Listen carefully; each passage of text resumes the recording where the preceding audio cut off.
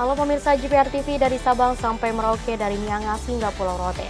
Bertemu lagi dengan saya Ladianti Arfiani dalam program Kominfo Newsroom. Halo pemirsa GPR TV dari Sabang sampai Merauke.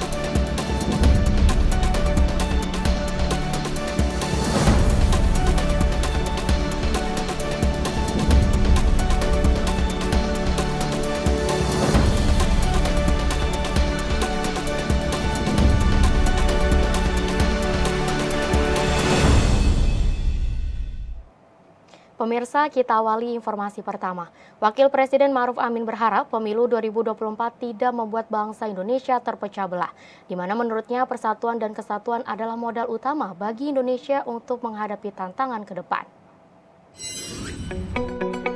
Dalam acara penutupan Muktamar Muhammadiyah dan Aisyah ke-48 di Auditorium Universitas Muhammadiyah Surakarta, Karangasem, Kecamatan Luwayan, Kota Surakarta, Wakil Presiden Republik Indonesia Ma'ruf Amin menyampaikan salah satu pesannya mengenai pentingnya persatuan dan kesatuan utamanya dalam menghadapi tahun politik selama pemilu 2024 mendatang. Wapres juga mengajak semua pihak merawat keutuhan bangsa dengan senantiasa mengedepankan ukhuwah Islamiyah, ukhuwah Wataniyah, dan ukhuwah Ihsaniyah dalam interaksi sosial masyarakat. Meski berbeda pilihan partai politik atau calon presiden, tetapi umat harus tetap menjaga persatuan dan kesatuan bangsa. Sebaiknya, dan saya harapkan bahwa pemilu yang akan datang, baik pilpres, pileg, itu tidak mengoyak keutuhan dan persatuan kita. Perbedaan partai, perbedaan capres, sebaiknya juga tidak membelah keutuhan bangsa ini. Lebih lanjut, Wapres juga menyatakan bahwa komitmen Islam moderat di Indonesia tidak pernah luntur. Hal itu dibuktikan dengan toleransi di Indonesia yang dijadikan model dalam dakwah di tingkat global. Ada utusan dari Majelis Hukama'il Muslimin yang berpusat di Abu Dhabi, Emirat, yang diketuai oleh Syekhul Azhar, Profesor Thayyib, menemui saya di Jakarta. Mereka mengatakan, saya datang ke Indonesia ini untuk belajar dari Indonesia tentang toleransi. Dalam menghadiri acara Muktamar ke-48 Muhammadiyah dan Aisyah, Presiden Joko Widodo menyatakan Indonesia menjadi salah satu negara yang berhasil mengendalikan pandemi COVID-19. Selain itu, Presiden juga menyebut ekonomi Indonesia tangguh dengan melakukan hilirisasi industri.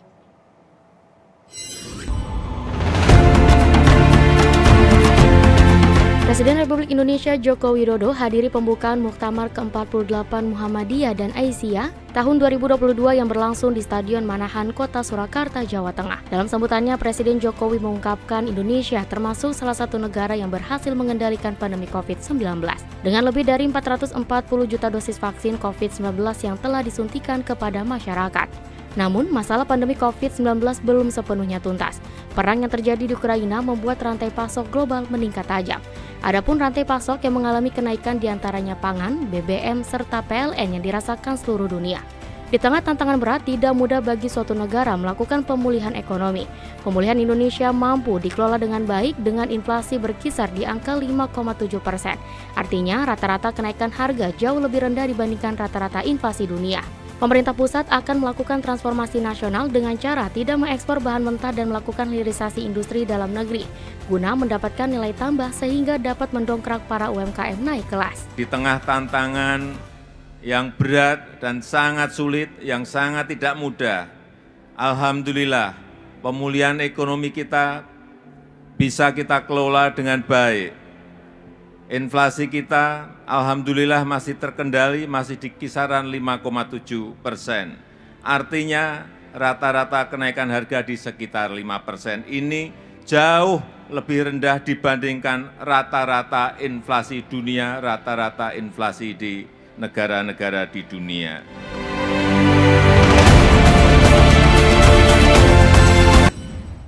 Badan Pengawas Obat dan Makanan kembali mengumumkan daftar 294 obat sirup terbaru yang aman dikonsumsi dan digunakan. Diimbau kepada seluruh masyarakat dapat menjadi konsumen cerdas serta selalu memperhatikan obat di peredaran sarana resmi. Badan Pengawas Obat dan Makanan kembali mengumumkan sejumlah merek obat sirup yang tidak mengandung cemaran etilen glikol atau dietilen glikol dan aman untuk diedarkan.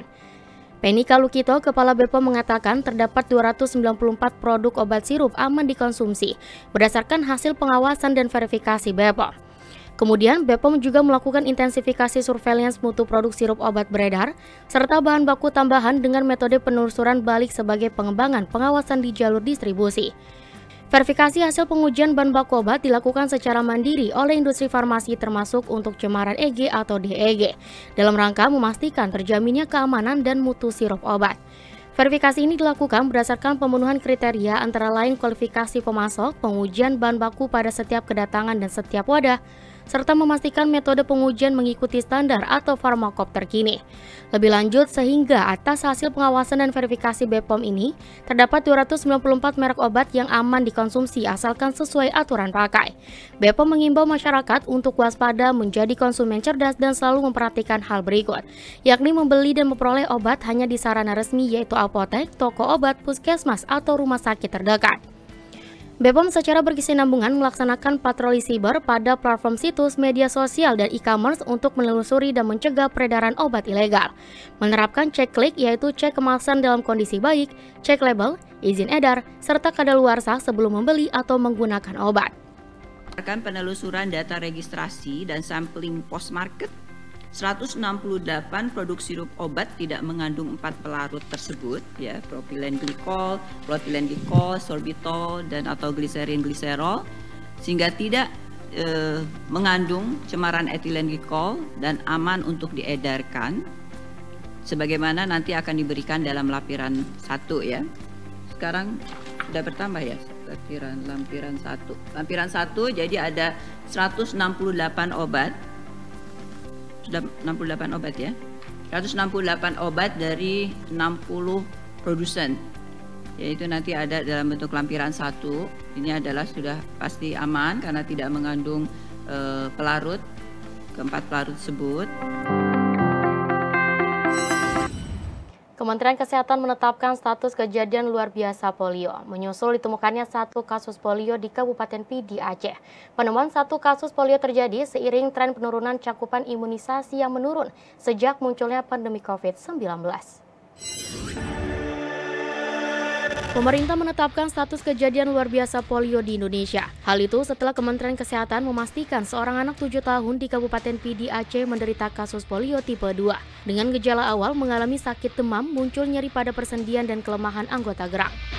Direktur Pengendalian Penyakit Maksiren Rondonu mengatakan dasar penetapan status KLB karena Indonesia sudah mendapatkan sertifikat eradikasi atau sertifikat bebas polio pada tahun 2014. Terlebih, polio tipe 2 tersebut sudah dianggap tidak ada. Maksi mengatakan cakupan imunisasi polio di Indonesia menurun sejak munculnya pandemi COVID-19. Karenanya, 30 provinsi yang mencakup 415 kabupaten kota beresiko tinggi terkena polio.